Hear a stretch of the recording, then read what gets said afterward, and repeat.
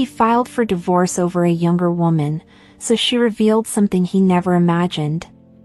The sun hadn't yet set when a woman stood at the kitchen counter, folding the last of the freshly laundered towels. The smell of garlic and rosemary filled the house from the stew simmering on the stove. It was an ordinary Wednesday. After 22 years of marriage, she could read her husband's every move, but that night, she missed the signal. He walked in, loosened his tie, and without so much as a greeting, dropped a folded envelope on the counter. "We need to talk," he said, not meeting her eyes. The air in the room shifted. She opened the envelope with trembling fingers, and when she read the word divorce, her knees buckled slightly. "What is this?" she asked, stunned. He replied flatly, "I've met someone. She's younger. This isn't working anymore." The room felt colder than it had a minute ago. The woman, once confident and proud of the home she'd built, now stood still, her breath shallow, like she was learning how to exist again. Her voice cracked as she whispered, "After everything? 22 years, 3 children, all those nights I stayed awake waiting for you?" He didn't respond right away. "She makes me feel alive," he finally said. "You're different now. You've become someone else." She stood silent, unsure whether to cry, scream, or laugh. He grabbed a pre-packed bag and walked out the door. The stew on the stove bubbled over and burned at the edges, forgotten. She still set the table for 2 that night, as if muscle memory couldn't accept the truth. The candles flickered, casting shadows on the wall, and the silence was louder than any shouting match could have been. His chair sat untouched across from her, a cruel reminder of everything that was gone. The fork in her hand trembled slightly, and though the stew had gone cold, she forced herself to take a bite. Chewing felt like swallowing glass. The walls of the dining room, once filled with laughter and stories, now felt like they were closing in on her. The only sound came from the ticking clock above the fireplace, tick-tock, a painful metronome marking the seconds of her abandonment. After dinner, she walked to the hallway mirror and stared at herself. Her once sharp features were now softened by age and responsibility, but there was still beauty in her eyes, though it was hiding beneath layers of exhaustion. She traced the lines around her mouth with her fingertips, trying to recognize the woman looking back at her. In the reflection, she didn't see the burden he described. She saw a woman who sacrificed, who raised a family, who stood by a man through thick and thin. Different, he had said. But wasn't change part of the journey? She turned off the lights and went to bed alone for the first time in more than 2 decades, hugging a pillow that didn't hug back. The scent hit her before she even opened the passenger door. It was sweet, youthful, and unmistakably out of place, floral and light, like something worn by someone who still saw the world as a place of promises instead of responsibilities. She leaned into the car to retrieve a grocery bag and noticed the silk scarf wrapped around the gearshift. Pale pink, with lipstick stains. Her heart sank. This wasn't a dream. This wasn't a mistake. He hadn't just walked away, he had walked toward someone else, someone he proudly paraded in the seat she once occupied. Her fingers hesitated before touching the scarf, as if it might burn her. In that moment, she understood, she had been replaced, not just left. When he came by the next day to pick up more of his things, she confronted him. "She wears jasmine, doesn't she?" He blinked, caught off guard.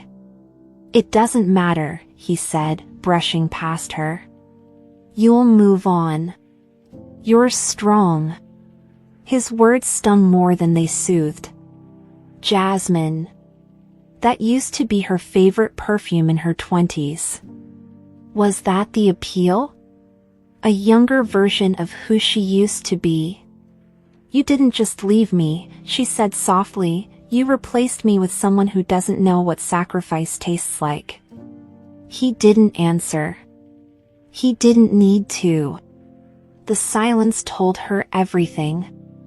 Weeks passed, and though her eyes had dried, her spirit remained fractured. The final blow came during a conversation she never asked for. He called, not to apologize or check on her, but to gloat. "She's refreshing," he said. "She listens. She still dreams. You stopped dreaming years ago." The words cut deep, each one a cold blade reminding her of every birthday dinner she skipped cooking for herself, every date night she postponed so he could rest from work, every dream she shelved to build his reality. "She reminds me of you," he added, "back when you were interesting."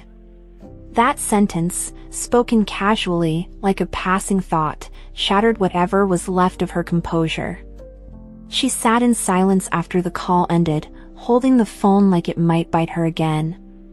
"Back when I was interesting," she repeated to herself. It was funny, he spoke of dreams, but he never asked about hers.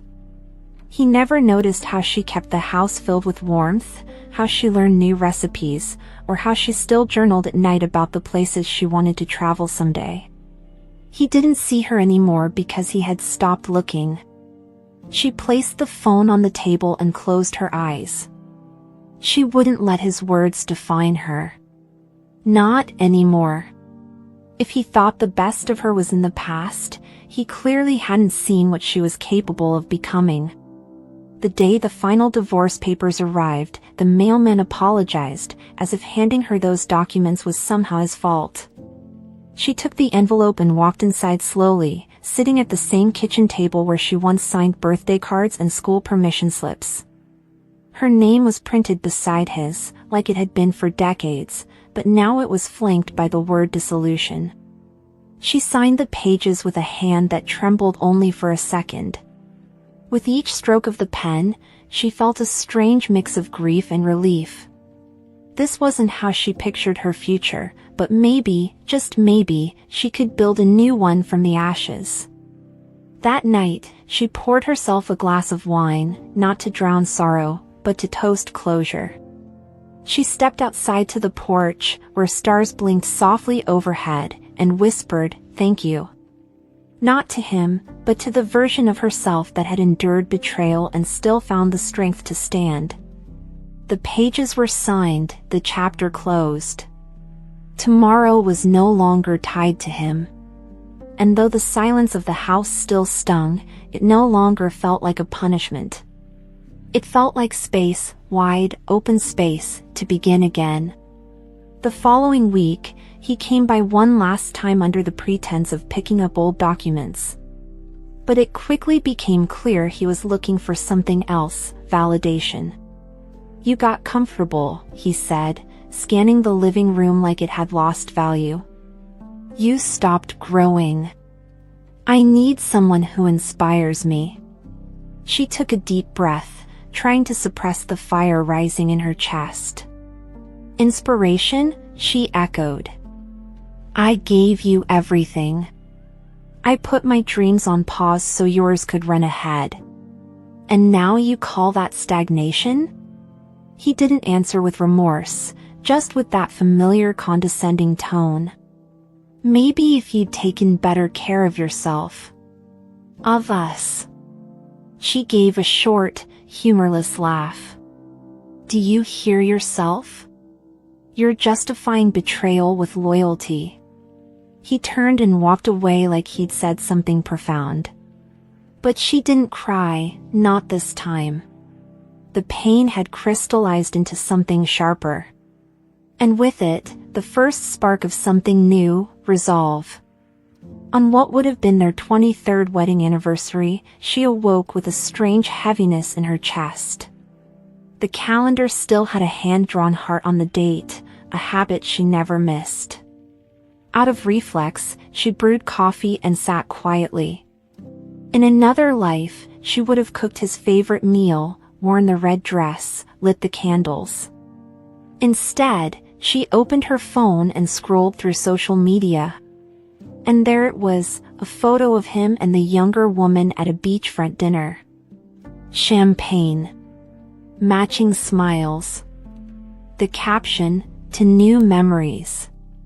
She stared at the screen not with heartbreak, but with disbelief. The man who once forgot her birthday was now toasting anniversaries with someone new. The man who once said dates were just numbers was suddenly sentimental. She closed the app and set the phone down. That day no longer marked an ending. It was now a beginning. She didn't know what lay ahead, but she silently promised herself that no future anniversary would ever find her in pieces again. That afternoon, her phone rang. It was her youngest son, studying out of state. His voice was warm but concerned. "Mom, I heard about the divorce. Why didn't you tell me?" She hesitated, her voice catching. "You had enough to worry about," she said softly.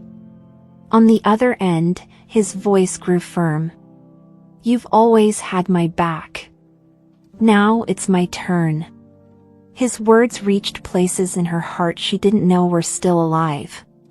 He began recounting childhood memories, how she'd stay up helping with school projects, how the smell of her cooking meant comfort. "You were the glue holding it all together," he said. "And you're still that person. Just because someone failed to see your worth doesn't mean it isn't there." She thanked him through quiet tears. For the first time since the divorce, she didn't feel alone. She felt seen. Spring arrived quietly, and with it came her urge to move. She dug her old bicycle out of the garage, tires flat, chain rusty. After fixing it up, she started riding around her neighborhood. The streets were familiar yet strangely new. She passed by places filled with memories, some beautiful, others heavy. But now, they no longer held her captive. She was moving, literally and figuratively, towards something unknown but hers. On her way home, she noticed a cozy little bakery with a faded "Help Wanted" sign in the window. Something about the simplicity called to her. She walked in, hesitated, and asked if the job was still open. The owner, a kind woman named Mrs. Kaplan, looked her up and down and smiled. "You've got hands that look like they've cared for people. That's more than enough." She left the bakery that day with an apron and a fresh start, small, modest, but undeniably her own. The bakery became her sanctuary. She arrived before sunrise, the scent of coffee and fresh bread wrapping around her like a second skin. She learned to knead dough, arrange pastries, handle difficult customers with a grace she didn't know she had. Mrs. Kaplan wasn't just a boss, she was a quiet mentor, someone who saw past the layers. "You've got something rare," she once said. "A softness that doesn't break." One day, a regular customer complimented the handmade apron she wore. "Where did you get that?" "It's beautiful." She blushed. "I made it." And just like that, the thread of her past came back into her hands. That evening, she pulled her old sewing machine out of the closet. It creaked as it powered on. Her fingers trembled as they fed fabric through the needle. But as the hum filled the room, something inside her clicked. It wasn't just a hobby anymore. It was a calling. The sewing machine quickly became her escape.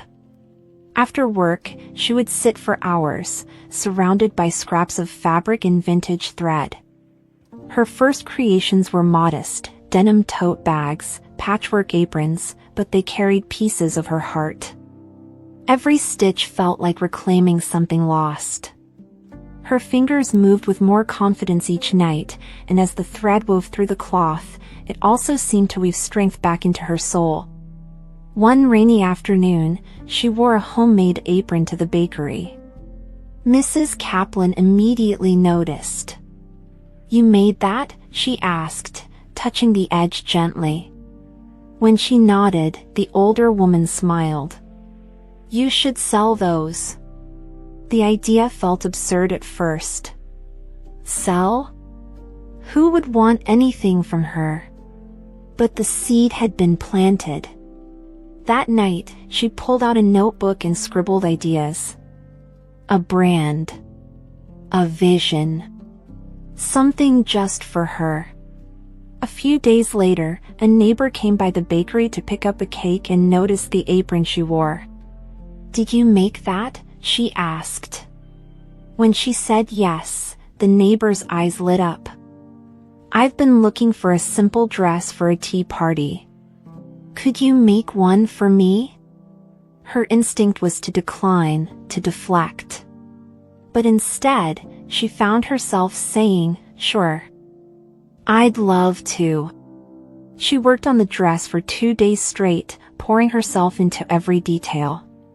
It was a soft navy blue, with simple lines and gentle stitching. When the neighbor tried it on, her eyes welled up. "I haven't felt pretty in years," she whispered. That one sentence echoed louder than any compliment ever had. It wasn't just a dress, it was healing. And that's when she realized her creations could be more than fabric. They could be stories. Word began to spread, quietly, like roots under soil. One neighbor told another. Orders trickled in, just enough to keep her nights full. She started organizing her fabrics by color, labeling drawers, drawing sketches late into the night. Her dining room slowly transformed into a miniature studio. She needed a name. Something that carried meaning. She chose Rebirth, because that's what it felt like, stitching a life back together, one piece at a time. Her youngest son noticed her momentum and offered to help set up an online page. They photographed her designs in the backyard, sunlight on linen, breeze catching the hem of a dress. Soon, the page had followers. Not many, but enough. Women commented things like, "This feels like me and I wish I had the courage to start again." She replied to each message with care. She wasn't just building a business. She was building a bridge, for herself, and for others. On a Saturday morning, dressed in one of her handmade dresses, she stopped at the supermarket on her way to a fabric store. The dress was simple, wine-colored, with a clean cut and a matching headscarf. She felt good, quietly proud. As she turned the corner near the dairy section, her breath caught. There he was. Her ex-husband, arm in arm with the younger woman. They laughed until they saw her. He looked her up and down, then smirked. "You look tired," he said, in that same familiar tone he used to use when diminishing her. The woman beside him chimed in, "This is your ex?" "You didn't say she was so plain." Her pulse spiked, but her face stayed calm. "Age teaches," she replied gently. "Too bad not everyone learns." Then she turned and walked away, not looking back. Inside, her heart was pounding. But not from shame. From power. That evening, she returned home and sat at her sewing machine. Her fingers moved faster than usual, driven by something deeper. She crafted a dress of white cotton with delicate navy embroidery, a color of peace and resilience. It was the opposite of armor. It was softness made strong. The insult from the supermarket echoed faintly, but didn't pierce her. Not anymore. She didn't tell her children about the run-in. It wasn't worth reliving. Instead, she posted a photo of the dress online with the caption, "Handmade." With history in the seams. The comments poured in. One woman wrote, "This dress looks like hope." Another said, "I don't know why, but this made me cry." She replied, maybe because it's made by someone who knows what it means to be broken and to choose beauty anyway. On a warm Sunday morning, while she was serving coffee at the bakery, a woman walked in wearing one of her dresses. But not just any woman, a local lifestyle influencer, known for showcasing handmade goods and small brands. "Are you the owner of Rebirth?" she asked, beaming. "I bought this at the community fair last week, and I'm obsessed." She blinked in disbelief. "Yes, I am," she replied quietly. The woman pulled out her phone. "Would you mind if I took a picture with you?" That same afternoon, the photo went live, captioned with, "Found a hidden gem today. This woman makes magic with fabric." By nightfall, her social media was flooded. Likes, shares, messages, orders. Not just from nearby, but from different parts of the country. Women reached out not just to buy dresses, but to share stories. "I'm divorced too. I just lost my job. Your story made me believe in myself again." The weight of it was overwhelming, but beautiful. She read every word, carefully, tenderly. This wasn't just a business anymore, it was a movement. And she was at the heart of it. 3 days later, someone knocked on her boutique's glass door just after closing time. She looked up and froze. It was him. Her ex-husband. He looked different now. Thinner. Tired. The lines on his face deeper, his posture weighed down. "I heard about the store," he said quietly. "I just had to see it for myself." She opened the door, letting him in without a word. He walked slowly, trailing his hand along a rack of dresses, eyes full of something like regret. "Did you really build all this?" She nodded once. "Every stitch."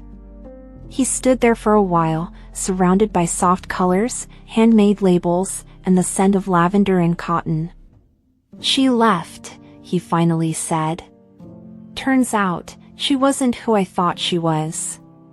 And I wasn't who she thought I was either." He chuckled bitterly. "But this? You? I didn't expect this."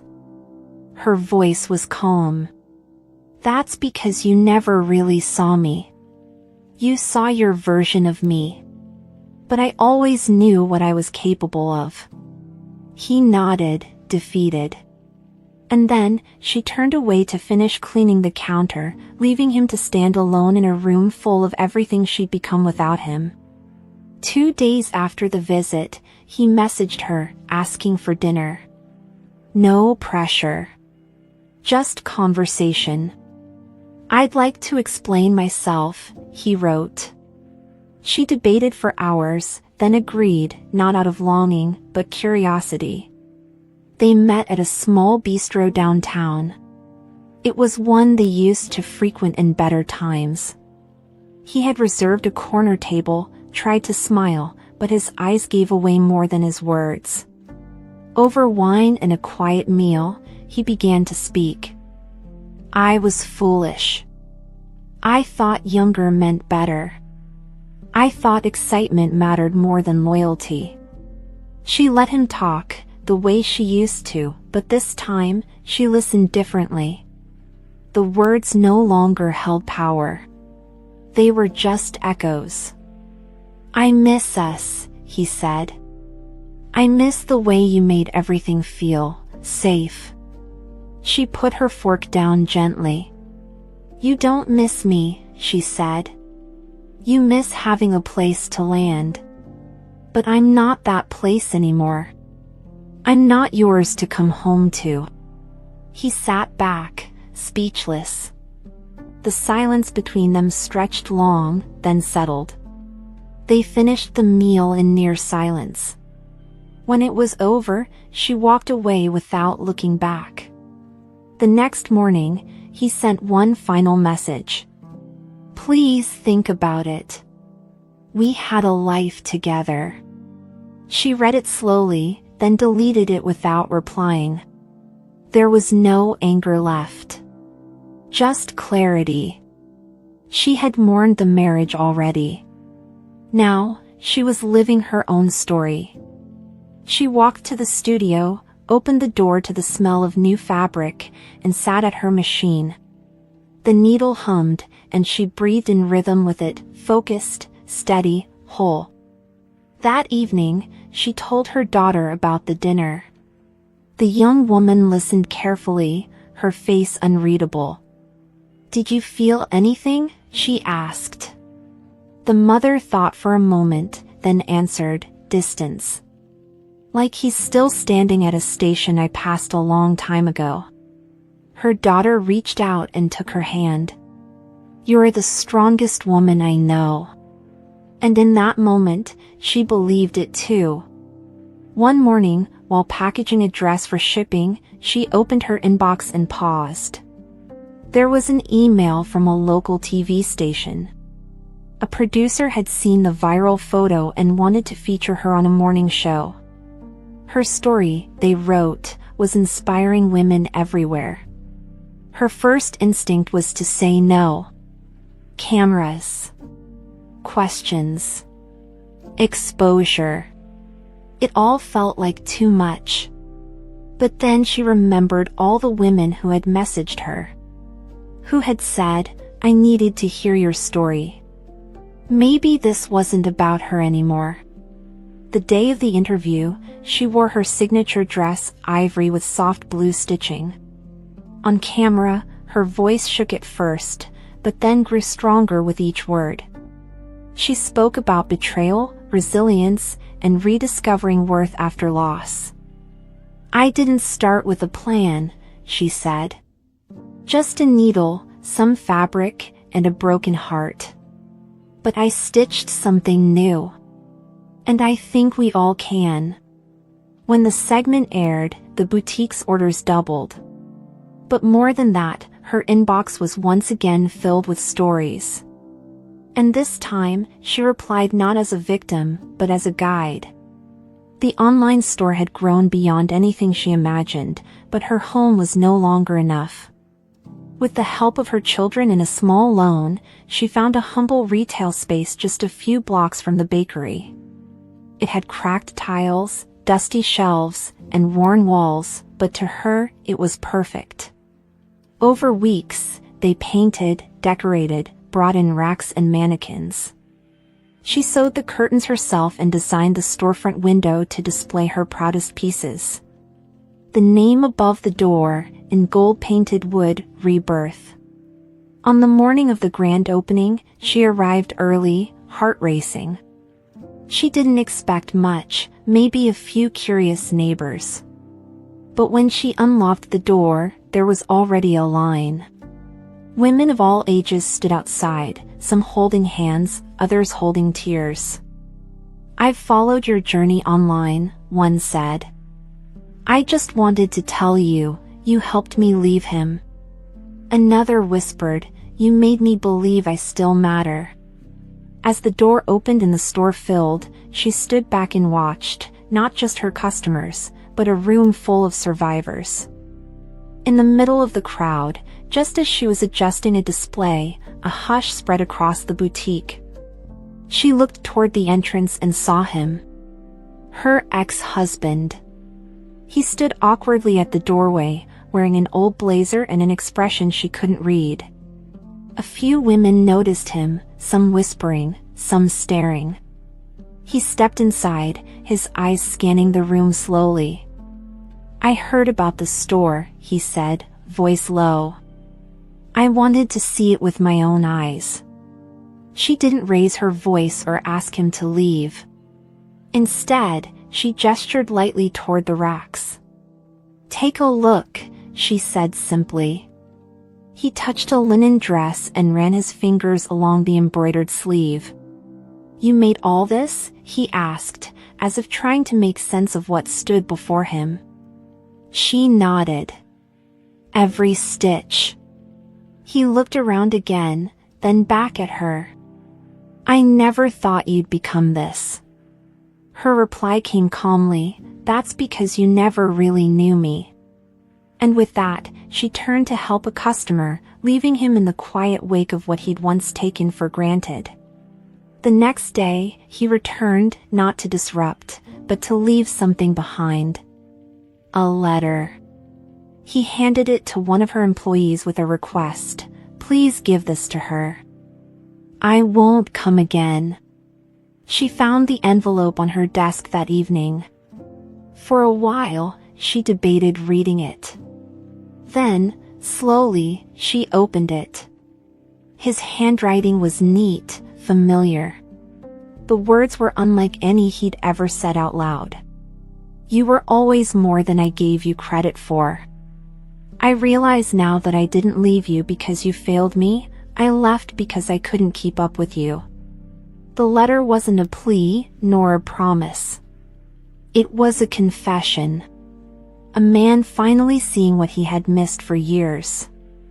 "I've lost everything," he wrote, "but I hope you know that you gave me the chance to find something better in myself." She folded the letter, placed it in a box with other old memories, and closed the lid. There was no need to reply. Some apologies are better left acknowledged, not answered. And this time, she had no more questions, only peace. He stopped coming. She heard through mutual acquaintances that his life had unraveled: unemployment, debt, isolation. But she felt no bitterness. Only a distant, quiet compassion. She didn't celebrate his downfall. She simply understood that life has its own way of leveling things. She had taken her pain and turned it into purpose. He had taken his ease and lost it to regret.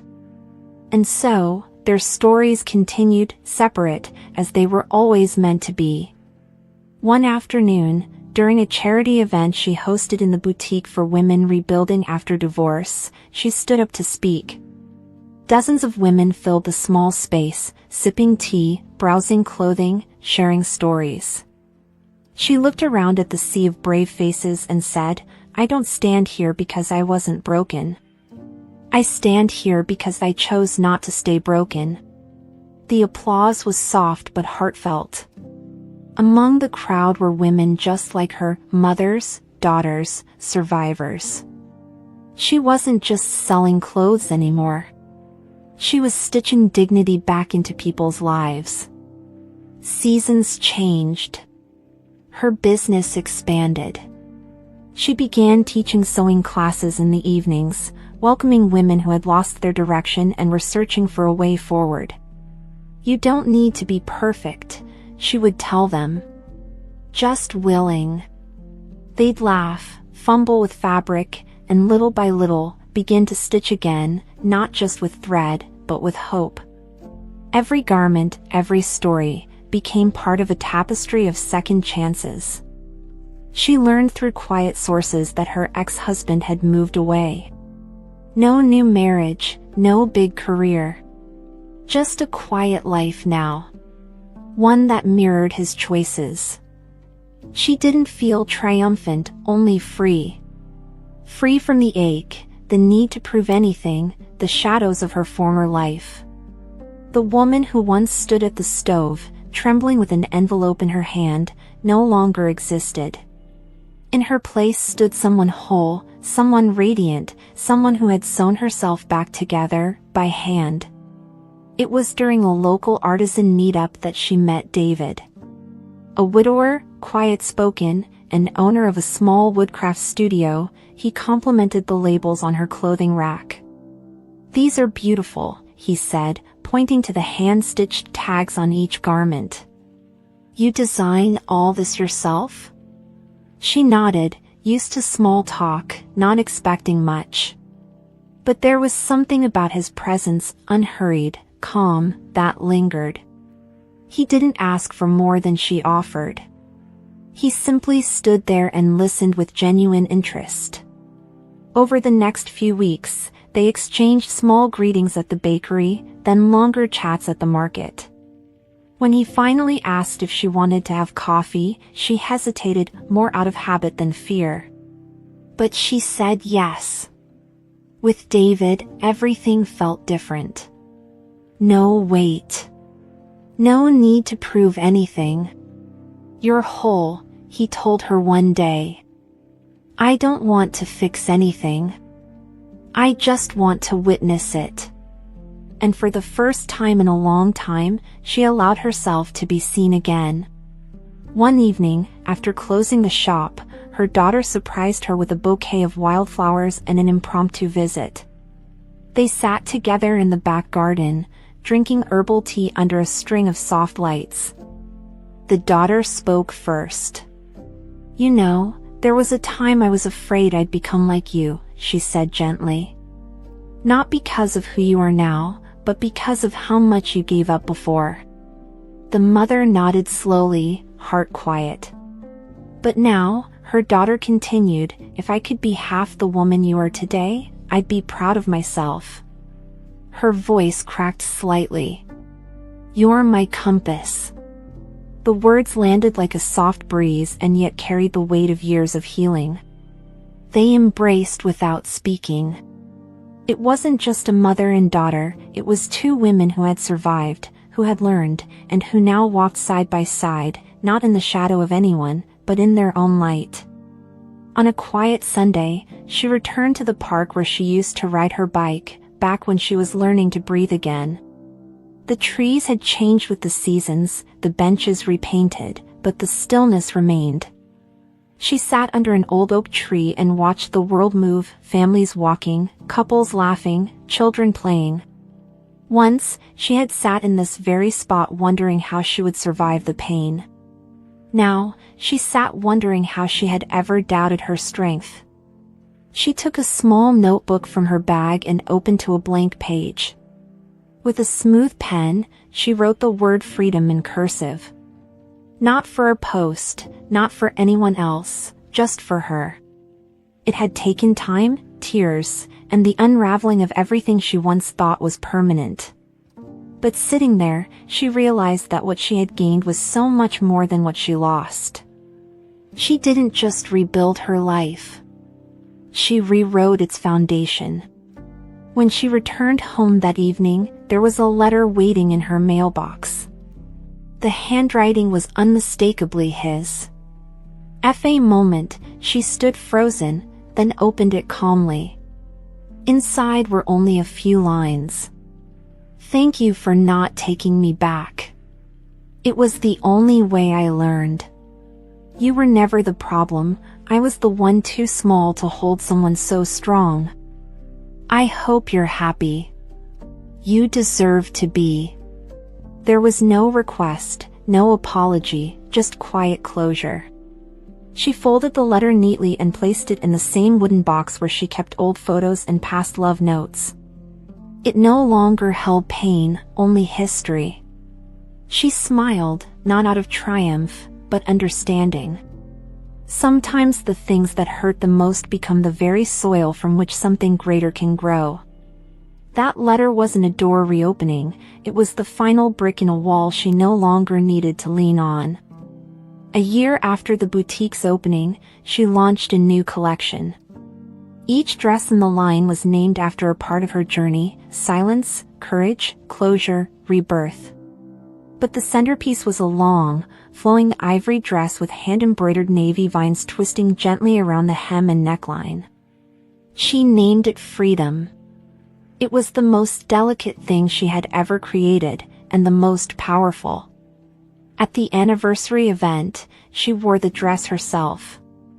As she stepped outside to greet the line forming around the block, applause erupted.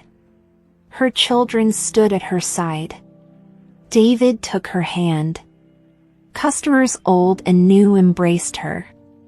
And as she looked up at the sign above her door, Rebirth, she felt no need to prove anything to anyone anymore. She had become everything she once believed she couldn't live without. She touched the embroidery at her chest and whispered quietly to herself, "This was always me. I just needed to remember."